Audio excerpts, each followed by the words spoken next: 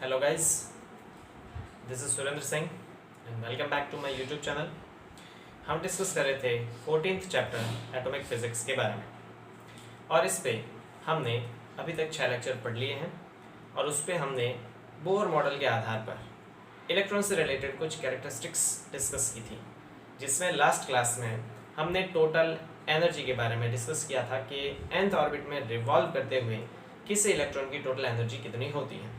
उसके साथ ही हमने ऑर्बिट्स देखे थे कि किस ऑर्बिट की एनर्जी कितनी होती है, वेरी फर्स्ट ऑर्बिट जो है उसकी एनर्जी कितनी, फिर सेकंड की, थर्ड की, इस तरह से। और ये डिस्कस किया था कि जब इलेक्ट्रॉन की एनर्जी ज़ीरो हो जाती है मतलब वो परमाणु को छोड़ के बाहर आ जाता है और अनंतवीं कक्षा में चला जाता है। अनंत का मतलब है नाभिक से बहुत ज़्यादा दूर। आज के इस सेशन में हम फ्रीक्वेंसी ऑफ रोटेशन के बारे में डिस्कस करेंगे और साथ ही हाइड्रोजन स्पेक्ट्रम के बारे में डील करेंगे। तो चलिए शुरू करते हैं आज का टॉपिक। तो आज हम सबसे पहले जो पढ़ेंगे गाइस वो है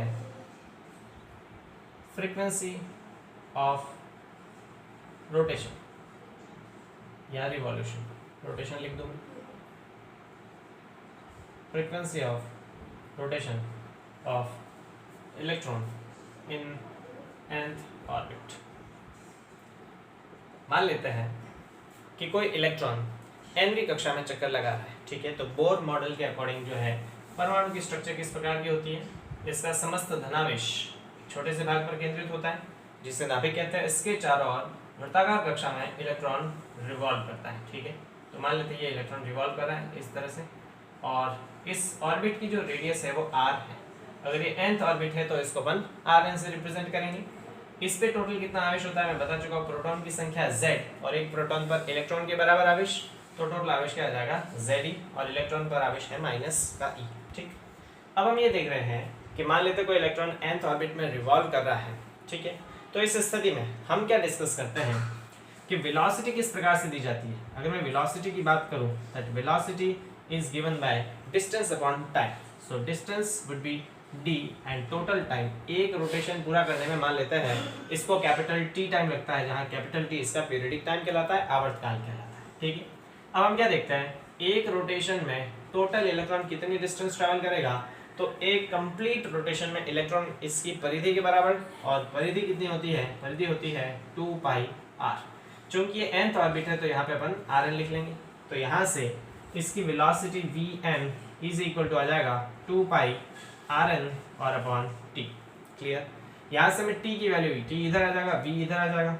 यहाँ से पीरियडिक टाइम आवर्तकाल t is equal to 2 pi Rn और अपॉन Vn। क्लियर।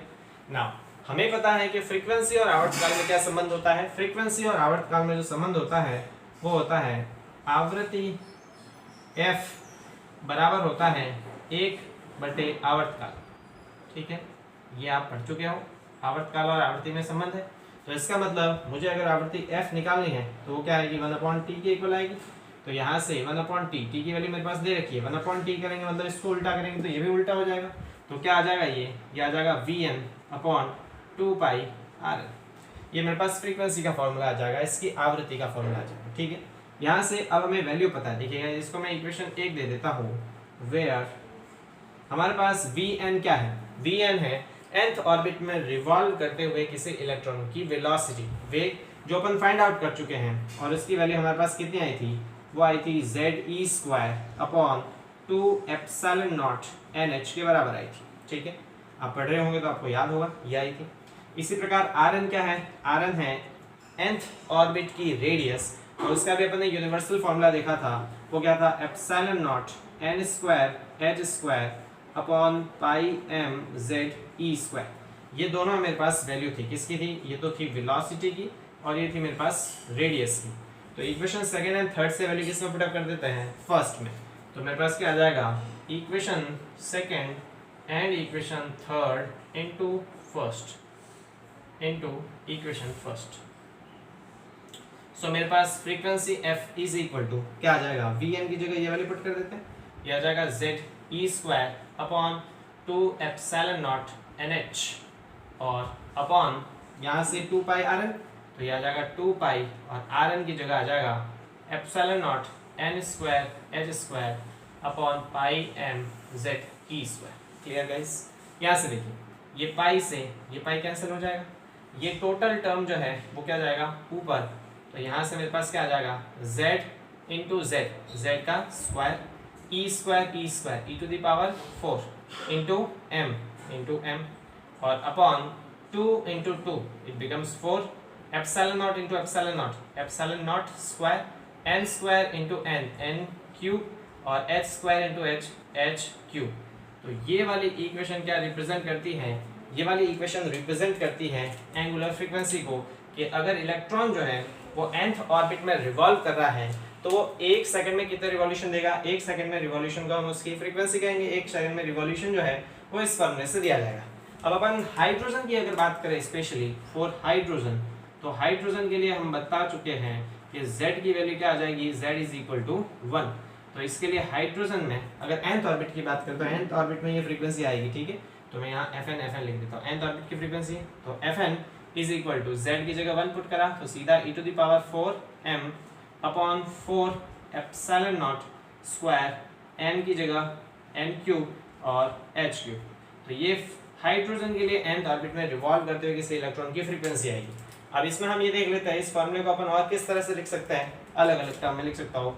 इस n को मैं अलग करूँ तो क्या आ जाएगा मेरे पास, Fn is equal to e to the power 4m upon 4 epsilon not square h cube अलग और इंटू 1 अपॉन n क्यूब अलग, ठीक है। अब यहाँ पे अपन अलग अलग ऑर्बिट में फ्रीक्वेंसी फाइंड आउट कर सकते हैं। यहाँ से इंपॉर्टेंट चीज मेरे पास क्या आती है कि फ्रीक्वेंसी जो है वो 1 अपॉन n क्यूब के इनवर्सली प्रोपोर्शनल है, मतलब जैसे जैसे अपन ऑर्बिट बढ़ते जाएंगे वैसे वैसे उसकी फ्रीक्वेंसी कम होती जाएगी। यानी कि नाभिक के पास अगर कोई कक्षा है, उस कक्षा में इलेक्ट्रॉन की फ्रीक्वेंसी ज़्यादा होगी, मतलब वो कम समय में ज़्यादा रोटेट करेगा, और जैसे जैसे नाभिक से दूरी बढ़ती जाएगी वैसे वैसे उसकी फ्रीक्वेंसी घटेगी, मतलब वो फिर ज़्यादा समय में कम चक्कर लगाएगा। तो अगर हम देखें फ्रीक्वेंसी जो है वो इस n के क्यूब के इनवर्सली प्रोपोर्शनल है, तो ये वाला पूरा डेरिवेशन किसको शो करता है, किसी nth ऑर्बिट में रिवॉल्व करते हुए इलेक्ट्रॉन की एंगुलर फ्रीक्वेंसी को शो करता है कि वो 1 सेकंड में कितने चक्कर लगाएगा। ठीक है गाइस, चलिए तो इसका स्क्रीनशॉट ले लीजिएगा। ये शायद आपको आपके नोट्स में न मिले तो इसको यहीं से आपको लिखना पड़ेगा, ठीक है। चलिए इसका स्क्रीनशॉट ले लीजिएगा इस। चलिए आई होप आपने लिख लिया होगा। इसको अपन कर देता है रफ। तो यहाँ तक हमने बात करी बोर एटॉमिक मॉडल पे कुछ डेरिवेशंस की, ठीक है, जिसमें हमने nth ऑर्बिट में रिवॉल्व करते हुए किसी इलेक्ट्रॉन की ऑर्बिट की रेडियस देखी, उस ऑर्बिट में उस इलेक्ट्रॉन की वेलोसिटी, उस इलेक्ट्रॉन की टोटल एनर्जी और उस इलेक्ट्रॉन की रोटेशन की फ्रीक्वेंसी के बारे में डिस्कस किया। अब हम डिस्कस करते हैं हाइड्रोजन स्पेक्ट्रम के बारे में, one of the most important topic है, और उस हाइड्रोजन स्पेक्ट्रम को बोर्स एटॉमिक मॉडल से एक्सप्लेन करेंगे। वो बहुत अच्छी तरह से उसको एक्सप्लेन करता है, लेकिन कुछ फैक्टर्स जैसे अपन हाइड्रोजन से ज़्यादा आगे बढ़ते हैं, यदि हीलियम की बात करें, लिथियम की बात करें या दूसरे एलिमेंट्स की बात करें, तो उनके स्पेक्ट्रम को बोर एटॉमिक मॉडल नहीं समझा पाता है, लेकिन हाइड्रोजन स्पेक्ट्रम को ये बहुत अच्छी तरह से समझाता है। तो उसके बारे में डिस्कस करते हैं। चलिए, तो टॉपिक है हमारा linear spectrum of hydrogen and its explanation by Bohr's atomic model। ठीक है, पहले अपन लीनियर स्पेक्ट्रम ऑफ हाइड्रोजन देखेंगे और उसके बाद इसकी एक्सप्लेनेशन देंगे बोर्स एटॉमिक मॉडल के जरिए। ठीक है, तो पहले अपन समझ लेते हैं स्पेक्ट्रम बेसिकली क्या होता है। देखिए स्पेक्ट्रम क्या होता है, स्पेक्ट्रम होता है अलग अलग प्रकार की तरंगदैर्ध्यों की श्रेणियों का समूह, उसे अपन स्पेक्ट्रम कहते हैं। पहले डेफिनेशन समझ लेते हैं, उसके बाद मैं इसको थोड़ा और एक्सप्लेन करता हूँ। तो स्पेक्ट्रम बेसिकली क्या होता है, what is a spectrum? Spectrum is basically group of series of different wavelengths, यानी कि अलग अलग, यहां लिख देता हूं मैं, अलग अलग तरंगदैर्ध्यों की श्रेणियों का समूह, अलग अलग तरंगदैर्ध्यों की श्रेणियों का समूह, उसे अपन क्या कहते हैं, उसे अपन कहते हैं स्पेक्ट्रम। ठीक है, तो स्पेक्ट्रम बेसिकली क्या होता है, बहुत तरह की तरंगदैर्ध्य होती है। बहुत तरह की तरंगदैर्ध्य से मेरा मतलब है बहुत प्रकार के रंग। तो बहुत प्रकार की तरंगदैर्ध्य जो है उनकी श्रेणियां होती है, सीरीज होती है। उन सीरीज के ग्रुप को हम स्पेक्ट्रम कहते हैं। ठीक है, तो आप देखिए स्पेक्ट्रम बेसिकली दो प्रकार के होते हैं। एक तो होता है उत्सर्जन स्पेक्ट्रम और एक होता है अवशोषण स्पेक्ट्रम। तो स्पेक्ट्रम जो है वो बेसिकली कितने प्रकार के होते हैं, दो प्रकार के होते हैं। किसी भी अपन एटम की बात करें तो दो प्रकार के स्पेक्ट्रम देता है। एक तो उत्सर्जन स्पेक्ट्रम होता है जिसे अपन इमिशन स्पेक्ट्रा कहते हैं, इमिशन स्पेक्ट्रा। ठीक है, और एक होता है अवशोषण स्पेक्ट्रम जिसे अपन कहते हैं एब्जॉर्प्शन स्पेक्ट्रा। ठीक है, एब्जॉर्प्शन स्पेक्ट्रा। तो पहले हम डील करेंगे उत्सर्जन स्पेक्ट्रम के बारे में कि बेसिकली उत्सर्जन स्पेक्ट्रम क्या होता है। देखिए हम केवल हाइड्रोजन के उत्सर्जन और हाइड्रोजन के अवशोषण स्पेक्ट्रम को डील करेंगे, और ये इसलिए डील करेंगे क्योंकि बोर एटॉमिक मॉडल से केवल इसकी एक्सप्लेनेशन पॉसिबल है, बाकी के स्पेक्ट्रम की एक्सप्लेनेशन इससे पॉसिबल नहीं है। तो हम केवल हाइड्रोजन के स्पेक्ट्रम की बात करेंगे। तो पहले अपन उत्सर्जन स्पेक्ट्रम को समझ लेते हैं और उसके बाद हम अवशोषण स्पेक्ट्रम को पढ़ेंगे। तो पहले इसको समझते हैं उत्सर्जन स्पेक्ट्रम बेसिकली क्या होता है, समझिए। मैंने हालांकि इसके बारे में थोड़ा डिस्कस किया था, लेकिन आज हम इसको बहुत ज़्यादा डीप डिस्कस करेंगे। उत्सर्जन स्पेक्ट्रम क्या, तो अगर हम किसी ट्यूब में, मान लेते हैं किसी ट्यूब में जो लो प्रेशर ट्यूब है, कौन सी ट्यूब है, लो प्रेशर ट्यूब, जिसमें दाब बहुत कम हो, लो प्रेशर ट्यूब में किसी गैस को फिल कर देते हैं। और हम यहाँ पे कौन सी गैस ले रहे हैं, किसी गैस से मेरा मतलब है हाइड्रोजन गैस, क्योंकि हम किसके स्पेक्ट्रम के बारे में डिस्कस कर रहे हैं, हाइड्रोजन। तो इसमें हम हाइड्रोजन गैस को फिल कर देते हैं लो प्रेशर पे। तो लो प्रेशर पे जब हाइड्रोजन गैस को फिल किया जाएगा तो इसके परमाणु जो हैं वो एक दूसरे से दूर दूर हो जाते हैं। ठीक है, क्योंकि बता चुका हूँ जब प्रेशर बढ़ाया जाता है तो आयतन घटता है, जब प्रेशर घटाया जाता है तो आयतन बढ़ता है, तो इसके परमाणुओं के बीच दूरी काफ़ी ज़्यादा होगी। अब इस लो प्रेशर ट्यूब में किसी हाइड्रोजन गैस को फिल करके या तो इसमें हाई इलेक्ट्रिक करंट फ्लो की जाए, ठीक है, या तो क्या फ्लो की जाए, हाई करंट फ्लो की जाए, या फिर इसको हीट अप किया जाए। दोनों ही पॉसिबिलिटी हो सकती है, या तो अपन इसमें हाई करंट फ्लो करें या फिर इसको हीट अप करें, यानी कि ऊष्मा प्रोवाइड कराएं। तो इस स्थिति में क्या होता है, अगर मैं इसको हीट अप करता हूँ, ऊष्मा प्रोवाइड करवाता हूँ, या फिर इसमें हाई करंट फ्लो करता हूँ, दोनों ही कंडीशन में हमें आगे स्क्रीन पर एक ब्लैक कलर की स्क्रीन पर, किस कलर की स्क्रीन पर, ब्लैक कलर की स्क्रीन पर कुछ चार चमकीली लाइनें दिखाई देती हैं, और उसी को हम उत्सर्जन स्पेक्ट्रा कहते हैं। तो इससे हमें आगे क्या दिखाई देगा, इससे हमें स्क्रीन पर क्या दिखाई देगा, एक ब्लैक कलर की स्क्रीन पर काली पट्टी पर कुछ चमकीली लाइनें दिखाई देती है। ठीक है, तो कुछ चमकीली लाइनें कुछ इस प्रकार से कुछ चमकीली लाइनें दिखाई देती है, एक दूसरे से अलग अलग दूरियों पर कुछ चमकीली लाइनें दिखाई देती है। ठीक है, इन चमकीली लाइनों के क्रम को ही हम हाइड्रोजन स्पेक्ट्रम कहते हैं। इन्हें H alpha, H beta, H gamma इस प्रकार का नाम दिए जा सकते हैं। ठीक है, तो ये चमकीली लाइनें हमें इस प्रकार से दिखाई देती हैं, ये ब्लैक कलर की स्क्रीन पर दिखती है, और इसी को हम स्पेक्ट्रम कहते हैं। ठीक है, कौन सा स्पेक्ट्रम कहते हैं, उत्सर्जन स्पेक्ट्रा कहते हैं। तो उत्सर्जन स्पेक्ट्रा की डेफिनेशन किस प्रकार से हो सकती है,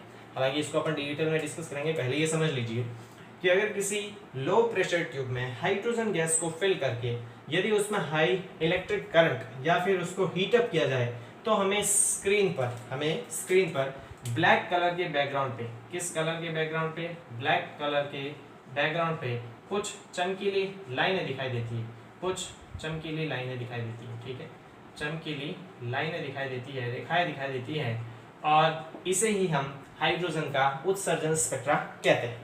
देखिए अभी आपको आपकी स्क्रीन पर एक उत्सर्जन स्पेक्ट्रम दिख रहा होगा, जिसमें ब्लैक कलर की स्क्रीन है और उस ब्लैक कलर की स्क्रीन पर चमकीली रेखाएं दिखाई दे रही है अलग अलग कलर की। तो इसी को हम हाइड्रोजन का उत्सर्जन स्पेक्ट्रम कहते हैं।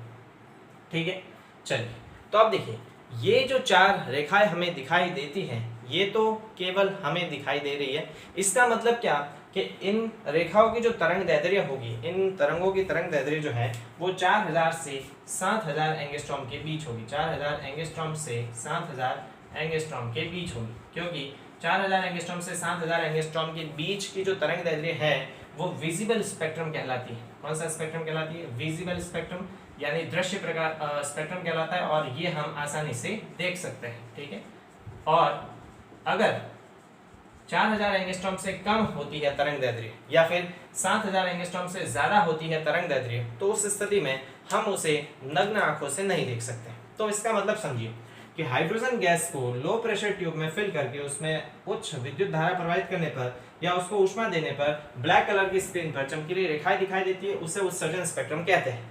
अब ये हमें दिखाई देती है, इसका मतलब इनकी तरंग दैर्ध्य 4000 एंगस्ट्रॉम से 7000 एंगस्ट्रॉम के बीच होगी, क्योंकि वही तरंग दैर्ध्य हमें दिखाई देती है जिनकी तरंग दैर्ध्य इनके बीच लाई करती है। लेकिन हमें ये दिखाई दे रही है और हम इसके अलावा भी इसमें कुछ तरंग दैर्ध्य उत्सर्जित हो रही होती है, लेकिन उन तरंग दैर्ध्यों का मान 4000 एंगस्ट्रॉम से कम या 7000 एंगस्ट्रॉम से ज्यादा होने के कारण वो हमें दिखाई नहीं देती। ठीक है, तो इन चार चमकीली लाइनों के अतिरिक्त भी हाइड्रोजन स्पेक्ट्रम में कुछ तरंग दैर्ध्य उपस्थित होती हैं, लेकिन वो तरंग दैर्ध्य हमें नहीं दिखाई देती क्योंकि उनकी तरंग दैर्ध्य 4000 से 7000 के एंगस्ट्रॉम के बीच नहीं होती। इन चार चमकीली रेखाओं की तरंग दैर्ध्य 4000 से 7000 एंगस्ट्रॉम के बीच होने के कारण ये हमें दिखाई देती है। बाकी की रेखाएं हमें यहाँ दिखाई नहीं देती, उत्सर्जित हो रही होती है यहाँ पे, लेकिन हमें दिखाई नहीं देती क्योंकि उनकी तरंग दैर्ध्य 4000 एंगस्ट्रॉम से कम या 7000 एंगस्ट्रॉम से ज्यादा होती है। ठीक है, तो इस पूरी की पूरी घटना को हम उत्सर्जन स्पेक्ट्रम कहते हैं। अब ये उत्सर्जन स्पेक्ट्रम सबसे पहले साइंटिस्ट बामर द्वारा स्टडी किया गया था और उसके बाद हम ये देखेंगे कि इस उत्सर्जन स्पेक्ट्रम को किस प्रकार से बोर का एटॉमिक मॉडल समझाता है और हम ये जानने का प्रयास करेंगे बहुत डीप में। तो उत्सर्जन स्पेक्ट्रम पे हमने डिस्कस कर लिया, अवशोषण के बारे में मैं बात करूंगा और हम पहले उत्सर्जन स्पेक्ट्रम को ही और ज्यादा डिटेल डिस्कस करते हैं। तो इस उत्सर्जन स्पेक्ट्रम की स्टडी सबसे पहले साइंटिस्ट बामर द्वारा की गई। किसके द्वारा की गई? साइंटिस्ट बामर द्वारा। ठीक है, साइंटिस्ट बामर द्वारा की गई और उन्होंने इन चार चमकीली रेखाओं की तरंग दैर्ध्य ज्ञात करने के लिए एक एक्सपीरियंस बेस्ड फॉर्मूला दिया था, जो मैं बता चुका हूं आपको। एक्सपीरियंस बेस्ड फॉर्मूला किस प्रकार का? 1/λ is equal to r 1/2 square minus 1/n square. ये उन्होंने एक अनुभव के आधार पर फॉर्मूला दिया था कि ये जो चार चमकीली रेखाएं हैं इनकी तरंग दैर्ध्य इस फॉर्मूले से ज्ञात की जा सकती है, 1/λ is equal to r 1/2 square minus 1/n square, जहां n क्या है? n है तरंग दैर्ध्य और r क्या है? r है रिडबर्ग का नियतांक। ठीक है, जहां पे r क्या है? r है रिडबर्ग कांस्टेंट, रिडबर्ग नियतांक। इसका मान होता है 1.09 10⁷ प्रति मीटर। ये जो फॉर्मूला दिया गया था, इस फॉर्मूले के पीछे कोई लॉजिकल रीजन नहीं था। उन्होंने ये नहीं बताया कि ये फॉर्मूला क्यों आया, कैसे आया, बस उन्होंने बताया कि इन तरंग दैर्ध्यों को ज्ञात करने के लिए इस फॉर्मूले का यूज किया जाना चाहिए। तो इनकी स्टडी सबसे पहले साइंटिस्ट बामर ने की। उन्होंने इन तरंग दैर्ध्यों की तरंग दैर्ध्य ज्ञात करने के लिए फॉर्मूला दिया। इसके पीछे कोई लॉजिकल रीजन नहीं दिया गया। तो अब हम ये समझने का प्रयास करते हैं कि इस हाइड्रोजन स्पेक्ट्रम को बोर का एटॉमिक मॉडल किस प्रकार से एक्सप्लेन करता है। तो इसको अपन कर देते हैं गाइस रफ, और हम उत्सर्जन स्पेक्ट्रम को बोर के एटॉमिक मॉडल से समझने का प्रयास करते हैं। और एक इंपॉर्टेंट चीज कि ये फॉर्मूला एग्जैक्टली, हालांकि ये फॉर्मूला अनुभव के आधार पर दिया गया था। ठीक है, किसके आधार पर दिया गया था? अनुभव के आधार पर दिया गया था और इसका कोई लॉजिकल रीजन नहीं था। लेकिन साइंटिस्ट का अनुभव भी इतना जबरदस्त था कि जब हम बाद में बोर के एटॉमिक मॉडल से इसको एक्सप्लेन करेंगे तो एज इट इज यही फॉर्मूला निकल के आएगा जो वैज्ञानिक बामर ने केवल अनुभव के आधार पर दिया था। तो अब हम डिस्कस कर लेते हैं इस हाइड्रोजन स्पेक्ट्रम की बोर मॉडल से एक्सप्लेनेशन को। ठीक है, चलिए तो हम बात कर लेते हैं इस हाइड्रोजन उत्सर्जन स्पेक्ट्रम को केवल अभी हम बोर के एटॉमिक मॉडल से डिस्कस करते हैं। तो उसको रफ कर देते हैं। ठीक है, चलिए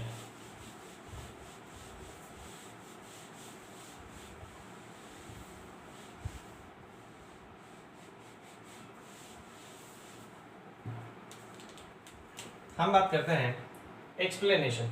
ठीक है, तो देखिए बोर का एटॉमिक मॉडल बेसिकली क्या कहता है कि किसी भी परमाणु की स्ट्रक्चर किस प्रकार होती है। किसी परमाणु की स्ट्रक्चर कुछ इस प्रकार होती है कि उसमें सबसे सेंटर पॉइंट पर संपूर्ण धनावेश केंद्रित माना जाता है और उसे नाभिक कहते हैं। छोटे से भाग होता है। इस नाभिक के चार और वृत्ताकार कक्षाएं होती है, अलग अलग कक्षाएं होती है और उन कक्षाओं की ऊर्जा भी अलग अलग होती है। ठीक है, तो इन कक्षाओं की ऊर्जाएं अलग अलग कुछ इस प्रकार से हो सकती है। मान लेते हैं ये प्रथम कक्षा है N1, फिर ये दूसरी कक्षा है N2, फिर ये तीसरी कक्षा है N3,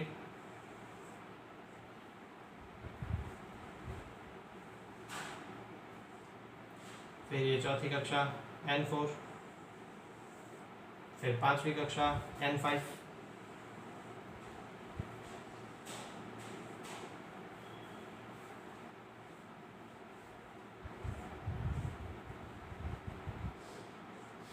और इस प्रकार इसके आसपास बहुत सारी कक्षाएं पॉसिबल हो सकती है। ये डॉट वाली जो है वो अपन अनंतवी कक्षा कंसीडर कर लेते हैं, ठीक है। सो ये मेरे पास है N1, very first N is equal to, या फिर इसको N1 ही कह देते हैं, N1, N2, N3, N4, N5, N infinity, ठीक है।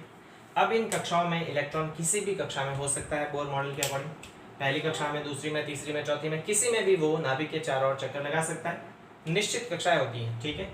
अब जब अपन इस गैस को वैक्यूम ट्यूब में फिल करके इसमें ऊष्मा प्रोवाइड करवाते हैं, हीटअप करते हैं, तो हीटअप होने का मतलब क्या है कि हम इसमें ऊर्जा प्रोवाइड करवाते हैं, ठीक है। अब मैंने बताया कि इलेक्ट्रॉन इस पूरे परमाणु में किसी भी कक्षा में पॉसिबल हो सकता है।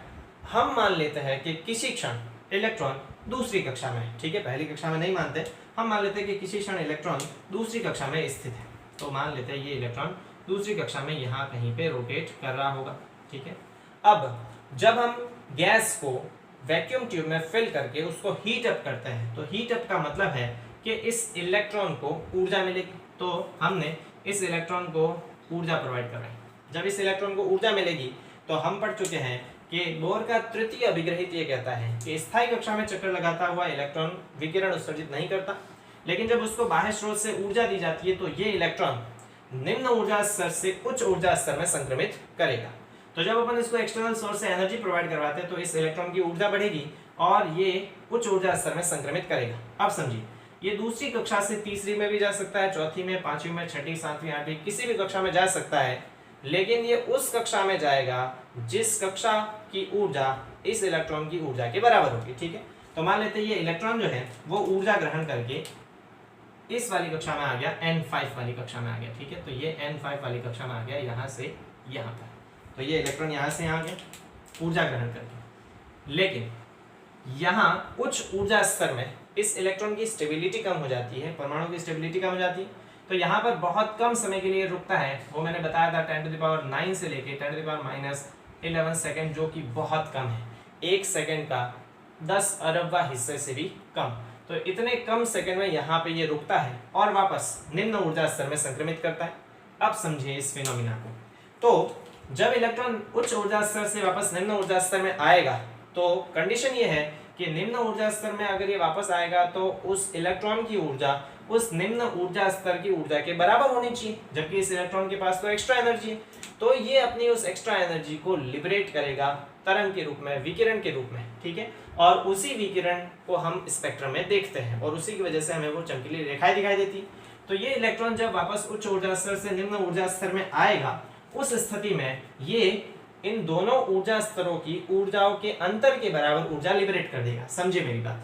मान लेते हैं कि ये जो दूसरे ऑर्बिट में था इसमें इसकी ऊर्जा 2 जूल थी, मान लेते हैं, जूल में नहीं होती बल्कि हम मानते हैं कि इसकी ऊर्जा यहाँ पर 2 जूल थी। जब मैंने इसको 3 जूल ऊर्जा प्रोवाइड करवाई बाहर से, तो अब इलेक्ट्रॉन की टोटल ऊर्जा कितनी हो गई थी, 5 जूल। तो ये कौन सी कक्षा में चला गया, 5वीं कक्षा में, जहां पर ऊर्जा इसके पास टोटल कितनी है, 5 जूल, ठीक है। अब समझिए, अगर ये इलेक्ट्रॉन वापस उच्च ऊर्जा स्तर से निम्न ऊर्जा स्तर में आएगा तो यहाँ पे ये फिक्स नहीं है कि ये वापस उसी ऊर्जा स्तर में आएगा जिस ऊर्जा स्तर से गया था। ये इस 5वें ऊर्जा स्तर से 4थे ऊर्जा स्तर में भी आ सकता है, ठीक है। ये इस 5वें ऊर्जा स्तर से 3रे ऊर्जा स्तर में भी आ सकता है, इससे वापस दूसरे में भी आ सकता है और इससे वापस पहले में भी आ सकता है। तो यहाँ पे कितनी कंडीशन बन जाती है हमारे पास, 1, 2, 3 और 4 पॉसिबिलिटीज बन जाती है। तो आप सुनिए, अगर ये 5वें ऊर्जा स्तर से 4थे ऊर्जा स्तर में आएगा तो 4थे ऊर्जा स्तर में इसके पास 4 जूल ऊर्जा ही होनी चाहिए, है कितने इसके पास, 5। तो ये जब 5वें से 4थे में आएगा तो ये कितनी ऊर्जा का फोटोन रिलीज करेगा, ये 1 जूल ऊर्जा का फोटोन रिलीज करेगा और उसकी आवृत्ति मान लेते हैं क्या होगी, ν1 होगी, ठीक है। अगर मान लेते हैं कि ये 5वें ऊर्जा स्तर से 3रे ऊर्जा स्तर में आएगा तो इसके पास 3 जूल ऊर्जा ही होनी चाहिए यहाँ पे, मतलब इसको कितनी त्यागनी पड़ेगी, यहाँ इस कंडीशन में ये 2 जूल ऊर्जा का रेडिएशन त्यागेगा और उसकी फ्रीक्वेंसी कुछ ν2 होगी। अगर ये मान लेते हैं 5वें ऊर्जा स्तर से वापस 3रे ऊर्जा स्तर में आता है, दूसरे में, तो यहाँ पर उसके पास वापस ऊर्जा कितनी होनी चाहिए, 2 जूल। मतलब ये यहाँ इस स्थिति में कितनी ऊर्जा का विकिरण उत्सर्जित करेगा, 3 जूल ऊर्जा का विकिरण उत्सर्जित करेगा, जिसकी आवृत्ति मान लेते हैं ν3 होगी। और अगर मान लेते हैं ये 5वें ऊर्जा स्तर से वापस पहले ऊर्जा स्तर में आ जाता है, उससे भी नीचे, तो यहाँ पर उसके पास केवल 1 जूल ऊर्जा होनी चाहिए। तो ये कितनी जूल ऊर्जा का विकिरण उत्सर्जित कर सकता है, ये 4 जूल ऊर्जा का विकिरण उत्सर्जित करेगा, जिसकी आवृत्ति कितनी हो सकती है, ν3। तो इसका मतलब क्या है कि जब इलेक्ट्रॉन को एनर्जी प्रोवाइड की जाती है एक्सटर्नल सोर्स से, तो वो अपने निम्न ऊर्जा स्तर से कहाँ चला जाता है, उच्च ऊर्जा स्तर में। वहां पर बहुत कम सेकंड के लिए रुकता है और वापस निम्न ऊर्जा स्तर में आता है। निम्न ऊर्जा स्तर में आते समय वो दोनों ऊर्जा स्तरों की ऊर्जाओं के अंतर के बराबर फोटोन या विकिरण उत्सर्जित करेगा, और इसी के कारण यहाँ पर हमें ब्लैक कलर की स्क्रीन पर अलग अलग प्रकार के रंग देखने को मिलते हैं, है ना। अब थोड़ा और एक्सप्लेनेशन में इसको समझ लीजिए। जैसे ही ये इलेक्ट्रॉन मान लेते हैं यहाँ से, मान लेते हैं चौथे में आया या तीसरे में आया या दूसरे में आया या पहले में आया, तो ये किसी भी उच्च ऊर्जा स्तर से वापस निम्न ऊर्जा स्तर में आएगा, लेकिन ये फिक्स नहीं है कि ये वापस उसी में आएगा। उसमें आ भी सकता है जहां से वो गया था, और उससे नीचे भी जा सकता है या उससे ऊपर भी आएगा। बात केवल इतनी सी है कि जब भी इलेक्ट्रॉन स्थायी कक्षा में रोटेट करता है और रोटेट करते हुए हम उसको एक्सटर्नल सोर्स से एनर्जी प्रोवाइड करवाते हैं, तो वो निम्न ऊर्जा स्तर से उच्च ऊर्जा स्तर में जाता है, वापस उच्च ऊर्जा स्तर से निम्न ऊर्जा स्तर में आएगा, और इस ड्यूरेशन में वो दोनों ऊर्जा स्तरों की ऊर्जाओं के अंतर के बराबर विकिरण उत्सर्जित करता है, और उसी विकिरण को हम स्पेक्ट्रम कहते हैं। ठीक है, अब ये घटना जो है हम क्या देखते हैं कि ये घटना निम्न ऊर्जा स्तर से उच्च ऊर्जा स्तर में जाना और उच्च से वापस निम्न ऊर्जा स्तर में आना, ये घटना 10⁻⁹ सेकंड से कम सेकंड में हो जाती है। ठीक है, तो ये घटना नीचे से ऊपर जाना और ऊपर से नीचे आने की जो घटना है वो 10⁻⁹ सेकंड से भी कम समय में हो जाती है, मतलब लगभग 1 सेकंड का 10 करोड़वें हिस्से से भी कम। तो इसका मतलब क्या है कि ये 1 सेकंड में 10 करोड़ बार ऊपर नीचे हो सकता है। भाई अगर एक बार ऊपर नीचे होने में इसको 1 सेकंड का 10 करोड़वां भाग लगता है, मतलब ये 1 सेकंड में 10 करोड़ बार वापस ऊपर नीचे हो सकता है। समझिए मेरी बात कि हमने इलेक्ट्रॉन को ऊर्जा दी, ये उच्च ऊर्जा स्तर में गया, उच्च से वापस निम्न में आया और इसने ऊर्जा लिबरेट कर दी। अब यहाँ पर वापस मान लेते हैं निम्न ऊर्जा स्तर में इलेक्ट्रॉन था, लेकिन हम उसको ऊर्जा तो दे ही रहे, हीटअप तो कर ही रहे, तो वापस यहाँ से इलेक्ट्रॉन वापस उच्च ऊर्जा स्तर में जाएगा और उच्च से वापस किसमें आएगा, निम्न ऊर्जा स्तर में। तो इसका मतलब कि जब अपन इस गैस को हीटअप करते हैं तो उस परमाणु के जो इलेक्ट्रॉन हैं वो ऊपर नीचे मूव करते हैं, है ना, निम्न ऊर्जा स्तर से ऊपर, ऊपर से वापस नीचे, नीचे से ऊपर, ऊपर से नीचे, और हर बार वो किसी एक ऊर्जा स्तर से किसी दूसरे ऊर्जा स्तर में और वापस किसी दूसरे ऊर्जा स्तर से किसी और दूसरे ऊर्जा स्तर में आने के कारण अलग अलग प्रकार की फ्रीक्वेंसीज लिबरेट करेगा, और इन्हीं अलग अलग प्रकार की फ्रीक्वेंसीज के तरंगदैर्ध्यों के समूह को हम स्पेक्ट्रम कहते हैं। ठीक है, मेरे हिसाब से आपको बहुत अच्छी तरह से समझ में आ गया होगा। मैं एक बार वापस इसका रिवीजन कर दूं, समझिए मेरी बात। मैंने ये बताया कि ये जो घटना होती है बहुत कम सेगमेंट हो जाती है। इसका मतलब 1 सेकंड में ये इलेक्ट्रॉन बहुत बार निम्न ऊर्जा स्तर से अलग अलग प्रकार के उच्च ऊर्जा स्तरों में और वापस अलग अलग प्रकार के उच्च ऊर्जा स्तरों से अलग अलग प्रकार के निम्न ऊर्जा स्तरों में संक्रमित होता है। तो जब अपन इसको हीटअप करते हैं गैस को, तो ये इलेक्ट्रॉन बहुत कम समय में 1 सेकंड में भी हजारों लाखों बार नीचे से ऊपर और ऊपर से नीचे आता है, वो भी अलग अलग ऊर्जा स्तरों से अलग अलग ऊर्जा स्तरों में संक्रमित होता है, और वापस ऊपर के अलग अलग ऊर्जा स्तरों से नीचे के अलग अलग ऊर्जा स्तरों में संक्रमित होने के कारण हर बार इसके द्वारा उत्सर्जित विकिरण की तरंगदैर्ध्य अलग अलग होगी, और इससे हमें बहुत सारी तरंगदैर्ध्यों का एक समूह प्राप्त होगा, और उन बहुत सारी तरंगदैर्ध्यों के समूह को ही हम क्या कहते हैं, हम उसे स्पेक्ट्रम कहते हैं। कौन सा स्पेक्ट्रम कहते हैं, इमिशन स्पेक्ट्रम कहते हैं, उत्सर्जन स्पेक्ट्रम कहते हैं। क्यों कहते हैं, क्योंकि यहाँ इलेक्ट्रॉन द्वारा ऊर्जा का उत्सर्जन होता है, और उसी ऊर्जा के उत्सर्जन के स्पेक्ट्रम की वजह से हम इसको इमिशन स्पेक्ट्रम यानी उत्सर्जन स्पेक्ट्रम कहते हैं। ठीक है गाइस, तो ये बेसिकली हमने किसके बारे में डिस्कस किया, ये हमने डिस्कस किया कि वास्तव में उत्सर्जन स्पेक्ट्रम बनता कैसे। ठीक है, देख लीजिए इस डायग्राम को बहुत व्यवस्थित तरीके से। चलिए, तो अगले वाले वीडियो लेक्चर में हम बोर के एटॉमिक मॉडल से इसको एक्सप्लेन करेंगे। ठीक है, कि ये बेसिकली किस प्रकार से हो सकता है, और जो बामन ने आनुभाविक सूत्र दिया था, जो उसने एक्सपीरियंस बेस्ड फॉर्मूला दिया, तो उस फॉर्मूले को हम बोर के तृतीय अभिग्रहित से डिराइव करेंगे, और हाइड्रोजन स्पेक्ट्रम में अलग अलग श्रेणियां किस प्रकार से प्राप्त होती है उसके बारे में चर्चा करेंगे। तो मिलते हैं गाइस हमारे अगले वीडियो लेक्चर में। Thank you so much.